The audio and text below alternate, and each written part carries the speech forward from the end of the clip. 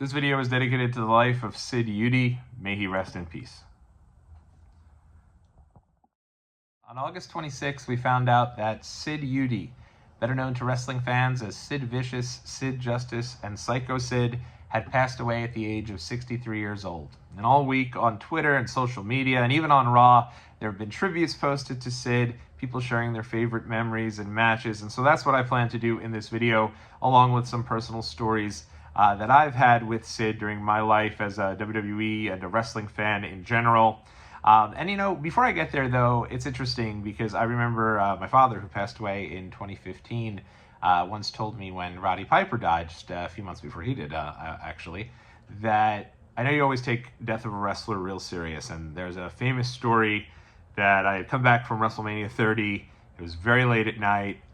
We were talking about, this is the Monday after, actually it was the Tuesday after WrestleMania. My father had picked us up from the airport at night, got back home and found out the Ultimate Warrior had passed away, and I called a bunch of people that I knew, and they were like, man, you seem just torn up about this. And, you know, in all honesty, I think it stems from the idea that wrestlers never really have an off season. If you think about it, they're always top of mind for us as wrestling fans. This isn't like professional sports where, you know, you're really invested for maybe 3, 4, 5 months of the year, and then for the rest of the year, you may not even be thinking about it. I mean, football's starting here in a couple of weeks, and I haven't thought about it since the Super Bowl ended. So at the end of the day, I think that's really why we have this connection to wrestling, and this connection as wrestling fans, sometimes deeper than any connection out there. Wrestlers don't have an off season. If you were a fan of WWE in the 1990s, chances are Bret Hart and Shawn Michaels were around you all of the time. The Undertaker probably helped raise you as a child throughout the 90s, 2000s, and 2010s. So at the end of the day, they almost become like they're a part of your life. And I think that, you know, you think of someone like Sycho Sid, just a larger-than-life personality. The definition of someone who, as they're passing through the airport, would certainly make you turn your head. 6'8", 328 pounds, and just an absolute mammoth, and someone who looked every single bit of the part. Probably charisma out the ass. And for me, one of my earliest memories of Sid, and it's interesting, one of my earliest memories of wrestling is SummerSlam 1991. Again, I grew up a WWE fan. I didn't like WCW. We watched like one pay-per-view, I want to say, when the Road Warriors jumped back to WCW, so maybe 1992, 1983, and we hated it. And my family was like, we're never getting another WCW show again. Don't even think about it. We'd get one more when Hogan went over for Bash at the Beach 94. Didn't like that show either. So that was the end of my WCW fandom. But when Sid came over, I remember there was a guy in the paper, the Slammer, in the New York Daily News, who gave a little backstory as to who he was. My dad and I would read this every Friday. And the story in there was that WWE had acquired Sid Vicious, and he was going to be coming into SummerSlam 1991 as the referee. And so I remember Sid being a part of that match and kind of there to restore order in the match made in hell, if you will. It was Ultimate Warrior and Hulk Hogan taking on Sergeant Slaughter, Colonel Mustafa, and General Adnan. Sid was referee there.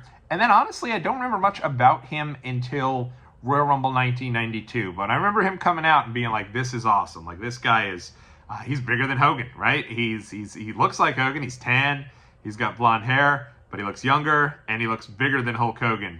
And so immediately, I kind of wanted him as my next guy. And I remember he goes all the way to the end of Royal Rumble 1992. Hogan is eliminated fairly. And then afterwards, Hogan reaches for the handshake, pulls Sid out of the ring, and Ric Flair goes on to win. Now, Ric Flair was somebody absolutely hated, right? My dad had followed WCW a little bit and was like, we hate that guy. He's a WCW guy. We don't want him in WWE. And so Flair goes on and wins the Rumble. And now it's like, holy smokes, like, what the hell? And I remember, even as just a little kid, being so angry at Hulk Hogan. I was like, Hulk, this is your friend. This guy has been there for you. Fair and square. Every man for himself. It's the Royal Rumble. He eliminated you fairly. And now here you are pulling this guy out of the ring and costing him the world title. Because remember, the 92 Rumble was for the world title. And we were convinced that Sid was going to be the guy to win, especially once Hogan goes out. We're like, Sid's the new guy. He's going to be the face of WWE. And instead, it goes over to Ric Flair.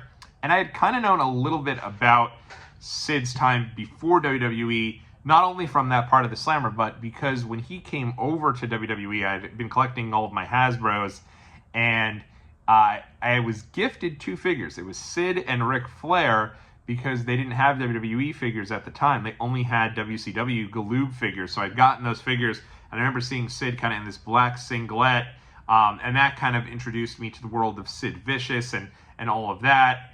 So I kind of knew he existed, but wasn't too familiar with his work. But I thought, like, going into WrestleMania 8, when he doesn't, because then not only is he screwed out of the Royal Rumble, then he's screwed out of the world title match. And yeah, this is a guy who snapped and became like a major heel going into WrestleMania 8, but at the end of the day, he was warranted. Hogan screwed him. WWE screwed him. WWE gave Hulk Hogan the first crack at Ric Flair, and it made absolutely no sense, because if you're going just based on who the final 2 were, it would make sense for Sid to have gotten that match. So going into the WrestleMania, I remember feeling like, hey, this guy is now scary. He's going crazy. The incredible vignette on the part of the barbershop. That barbershop was the host of many different vignettes, wasn't it? But he goes nuts on there and really just like turns heel and becomes this big menacing force against Hogan going into WrestleMania 8, which was rumored to be Hogan's last match in WWE. So, you know, at the time, it felt like, and I wasn't too sure that was even going to be your main event, because it wasn't for the world title. Flair and Savage was. But even though I was like, yeah, he's a heel, but at the same time, I was like, I don't blame him for being angry. And, you know, my father at this point is well past Hulk Hogan. He's over him. He's looking for any reason not to like Hulk Hogan. So even though I was a Hulkamaniac, probably my earliest memories of wrestling were as a Hulkamaniac, I felt for Sid. I kind of understood. I was like, yeah, he's heel now, and he's a bad guy, so I'm not going to root for him. But at the same time, I understand why he's become a bad guy, because he was warranted in feeling so. And so there's that famous clip of the press conference WrestleMania 8 where he stands up, thinks it's going to be him, and then it's Hogan, and he's just like, no, I'm done with this. And obviously that leads to his heel turn. And listen, I don't necessarily think his match with Hogan at WrestleMania 8 was an all-time classic. I don't even think his match with Taker at WrestleMania 13 was an all-time classic. But something can be said for somebody who's gotten 2 WrestleMania main events. And this is well before, not to take anything away from, you know, the likes of Kevin Owens, Daniel Bryan, Edge, you know, all of them, multiple WrestleMania main events. But you remember, this is now in the era where we have the 2 different nights of WrestleMania. And I do count both nights as nights of WrestleMania main events. So, you know, to me, Kevin Owens absolutely is a 2-time WrestleMania main eventer, but this is the early stage of WrestleMania, and Sid was trusted to be the main event twice. So a lot can be said for that. After his WrestleMania 8 match, he goes away, and I do think this kind of helped the aura of Sid a bit, because like I said earlier, you'd have your wrestlers that would leave, and they'd be there sometimes for years. So as a wrestling fan growing up, you know, the likes of Shawn Michaels never left. Undertaker never left. I was used to growing up with these guys. And Sid, though, was like he felt special every time he had came back, because he wasn't there all of the time. And he did have breaks here and there. Post-WrestleMania 8, he's nowhere to be found. So when he reemerges in WWE, he comes back as the bodyguard for Shawn Michaels, taking the place of Diesel, because now Diesel's obviously world champ. And so going into WrestleMania 11, he's now the muscle here behind Shawn Michaels, and eventually ends up causing Shawn Michaels to become a babyface, because if you remember, night after WrestleMania 11, he turns on Michaels, and then that causes the feud there with Diesel. And that's when he transitions to what I thought was my favorite of all of his characters, the Sycho Sid character. And one of the things I really appreciated about this character was just his overall delivery. You know, he'd come down to the ring. He believed he was right. He didn't think anything about, because remember, he turns on Michaels, but he doesn't turn on Michaels for no reason. He turns on Michaels because Michaels like, hey, dude, I'm going to give you the night off. Let's live and let live. Take the rest of the night off. It is what it is. Get out of here. And he's like, hey, hold on now. Why are you giving me the night off? I don't necessarily need the night off. And I always say this, and I mean it. The best heels, the best bad guys are the ones that believe they're right, and that you, the viewer at home, can understand that they're right. And that's always what I thought Sid did during his time in WWE. But Sycho Sid, I can't even front. I was petrified of Sycho Sid. And the reason why I was petrified of Sycho Sid is because, yeah, he'd have those outbursts where he'd scream at people. But other than that, he'd have that really quiet delivery where you'd have to come in super close to hear him. And he would talk to you maniacally, and he would speak. Everything that he said was so impactful. And when he'd come to the ring, it wasn't, I hate all the fans. It was like, hey, I know I'm right, and they should like me. He'd look at the fans, who's the man? And he'd give you the pound. He'd high-five people. But this really led to me as a fan, and in the thumbnail of this video, you could see a picture of Sid, I think it was in 1995, where he was, he's there with my sister, who's very little at the time. And yes, I did talk with her and asked if I could use the photo as the thumbnail. She was gracious enough to do that, and excited to do that. But we had gone to a autograph signing to go meet one of my favorite wrestlers at the time, Ahmed Johnson. So this is, I believe, I want to say this is 1995, early into Ahmed's run. And Ahmed is like one of my favorites. I just thought, like, I was the quintessential Vince McMahon's favorite wrestling fan is this guy right here. My favorites, Ahmed Johnson, Test, Lex Luger. I loved them all. The Buddy guys, I as a kid thought were just the best. And so Vince McMahon was marketing his product for me. And going to an autograph signing to go see Ahmed Johnson. Ahmed pulls out, and they say, no worries, though. We found a suitable replacement. And boom, they play that Sycho music. I lost it. Ran off the line. Absolutely refused to meet Sycho Sid. I was like, guys, this guy's psycho. This guy's a heel. And that's why I figured this must be 95, because it was before he returns to the fold in 96. But I just thought, man, this was a guy who I wanted no part of. I was probably 6 or 7 at the time. My sister's 3 or 4 in that photo, so probably 4 in that photo. So I didn't want any part of it. And at the time, my sister was like so excited, like, "Oh my God, it's Sycho Sid! I want to meet Sid. This is awesome." Not a fear of anything. Never had a fear in her life. So at the time, she had a patch on her eye.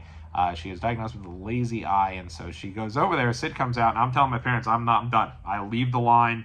No part. I don't want to meet Sycho Sid. I tried to explain to them he's actually psycho. Like, you know, they started giving me the wrestling talk at that point, right, which you should probably give to your kids at some point when they get a little older and when they come over with their buddies, all they want to do is fight and wrestle. They gave me that talk. Let me know, hey, this is entertainment, blah, blah, blah. He comes out, and I'm having none of it. I left the line, refused to meet him. My sister, though, did meet him, and I remember she had so my parents stayed in line with her. One parent on the line with her, I think it was my dad, who loved Sid. I was like his favorite guy, a total Buddy guy himself. My mother walked off the line with me, and when he went over, you know, my sister had the patch on her eye because she was diagnosed with lazy eye. Sid was like, well, what's going on? You know, what is that? And she explained it to him. He said, oh, that's so cool. I wish I had one of those. The sweetest guy you will ever meet, an absolute teddy bear, like the nicest guy of all time. And I blew it, and I blew the opportunity to meet him. And it's interesting that I remember at the end of that autograph signing, they did a trivia contest. They'd always you do these autograph signings as a kid. You'd go there, and then they'd have trivia contests. And usually there'd be like a grand prize, which was bigger than wrestling tickets. And then you'd have wrestling tickets as another prize. And like for me, it was always my goal. I need to go in there, these trivia contests. I need to kick ass. I need to make sure I win these tickets. And so we went in there, and they asked some really difficult question. I remember it was who threw in the towel when it was Bob Backlund gave up in the camel clutch to Iron Sheik. And I'm jumping down, raising my hand. And the host's like, young man. And I said, you know, Arnold Scullin, like, congrats, you won the grand prize. It was a trip from Florida. And my family's like, what? Get out of town. They're all excited. And I'm like really bummed because I didn't want to go to Florida. I wanted the 4-pack of tickets to that night's show. And so Sid went up there, and he, you know, now he's overhearing that this is going on, this contest. And he said, you know, I'm making it very clear. I'm crying. Like, I'm literally devastated that I won the grand prize. I wanted the wrestling tickets. So family wins the wrestling tickets. And I'm sure Dad, whoever won the wrestling tickets, is like, the little light bulb goes off like, hey, this guy wants to get the Florida tickets. We could easily go and just go to the wrestling show on our own. I mean, we could buy tickets. So Sid actually tells the guy, hey, if that guy wants to trade his package, can he do that if everyone's on board? So we did look into the package, and there was like very limited dates you could actually utilize for the Florida package, and it was hard to because we were in school. Parents both had jobs that were kind of demanding. So we traded the package to go on the trip to Florida to go to the wrestling show. Sid was all happy for us. They even gave us the old pound. So I did at that point, I realized once my sister was talking about what a sweetheart he was, I blew my opportunity to actually meet the guy. But what a great guy came off, and that's always what you heard of him. When you think about it, the guy's married to his wife for 40 years. They got married in 1983, a total family man. I remember following his son when he was on Big Brother, Frank Eudy, one of my favorites. He was winning competition after competition, similar to, if you're watching Big Brother now, probably to how Tucker was, you know, the kind of the ladies' man in the house, and you know, winning all these competitions to remain there, even though he's everyone's target. That's how Frank was. And I remember they even did a special about his relationship to Sid. And I remember as a wrestling fan, I was like, whoever is a wrestler and related to a wrestler is who I'm going to root for. And they did a little special where they actually interviewed Sid for it. And, you know, total family man, great guy. You always think about the time he had the individual with developmental disabilities as his manager for WCW. And I remember that. And then, you know, getting into some of my favorite times for him, I'd say, was probably once he came back in that final run in WWE 1996. He actually is the replacement for the Ultimate Warrior in the six-man main event at International Incident in Your House, where it was Shawn Michaels, supposed to be Shawn Michaels, Ahmed Johnson, and the Ultimate Warrior against Camp Cornette, which was Vader, Owen Hart, and the British Bulldog, Davey Boy Smith. Warrior ends up having a falling out with the company. He's out the door. And so what they end up doing is you need a replacement. And they have this great scene on Raw where Shawn Michaels is like, I think I found a replacement. And you can see Sid kind of coming up behind Michaels. But I couldn't necessarily tell it was him. You go back and watch it. It's very obviously him.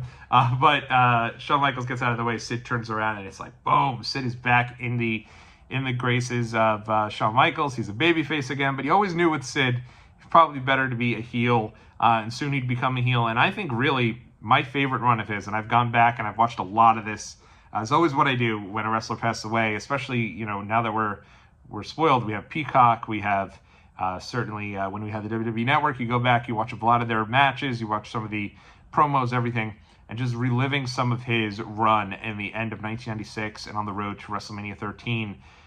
You know, probably his biggest, most famous match I remember is the Survivor Series 96 against Shawn Michaels, where it comes out at Madison Square Garden, and this is not, the Garden is having none of Shawn Michaels. And I remember as a kid, Shawn was my guy, right? I grew up, boyhood dream, that whole deal. My father still loved Sid, and Sid came out. We were watching from home. We didn't go to the show, and everybody was just so into Sid. Sid comes out. Who's the man? You are! And they're pounding him, and they're high-fiving him, and he ends up winning the title to the probably very early, way before John Cena was being booed. Crowd erupts with cheers. Sid wins the title to the point that they even need to acknowledge, like, he does have his fair share of fans. And Sid ends up getting the big hug from Vlad, the super fan. Vlad, like, leaps in his arms. He's so happy. Big hug for Sid. And Sid is your champion. And I think, you know, that going into the Royal Rumble 1997, where Shawn eventually comes back, the Shawn Michaels flu game, if you will, where he comes back in San Antonio in the Alamo Dome, 71,000 people, and goes back for the title in the main event. And this was I think only the second time they had done the main event after the Royal Rumble match. Usually it was always Rumble last. This was, I think, the second year in a row. I think 96 they also did it, title match last. But it was really built around the return of Shawn Michaels.